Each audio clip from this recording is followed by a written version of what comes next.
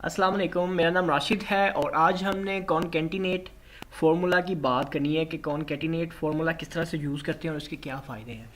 यहाँ पे आप देख सकते हो कि दो मेरे पास टेक्स्ट हैं, ठीक है, फर्स्ट नेम और लास्ट नेम।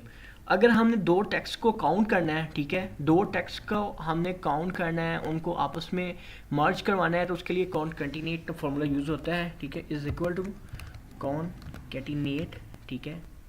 टैब प्रेस करूँगा तो पैरेंथेसिस खुद ही ओपन हो जाएंगी और ऑटो फिल भी कर देगा फॉर्मूले को। मेरा पहला टेक्स्ट कोमा, दूसरा टेक्स्ट, ठीक है। और ये राशिद मुगल को जो है वो, ठीक है, इसने इसको कर दिया है।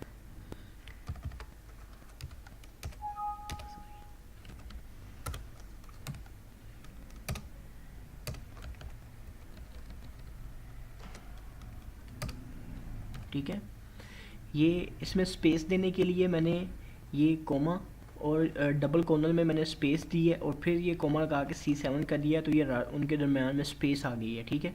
ये दो टेक्स्ट मैंने आपको करके दिखा दिए। अगर मैं इसको कॉपी करता हूँ, पेस्ट पेस्ट पेस्ट, ठीक है, तो इसने अहमद फजल को भी कर दिया है, अमीर हमज़ा को भी कर दिया और उस्मान यूनुस का भी जो है वो एक स्पेस दे दी है, ठीक है। तो ये पावरफुल फार्मूला है जिसके ज़रिए आप दो टेक्स्ट को जो है वो आपस में मर्ज करवा सकते हैं।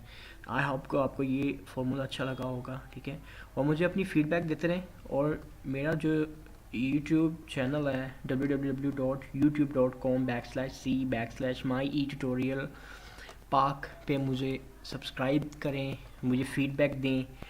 और मेरा जो facebook.com/myetutorial मेरा यूट्यूब का पेज है, सॉरी फेसबुक का पेज है, वहाँ पे भी मुझे सब्सक्राइब करें, लाइक करें मेरे पेज को और मुझे फ़ीडबैक ज़रूर दें, जो भी कुछ सीखना चाहते हैं, कुछ भी गेन करना चाहते हैं मुझसे। तो आज के लिए यही था कॉनकेटिनेट का फार्मूला। नेक्स्ट हम इससे आगे बात करेंगे।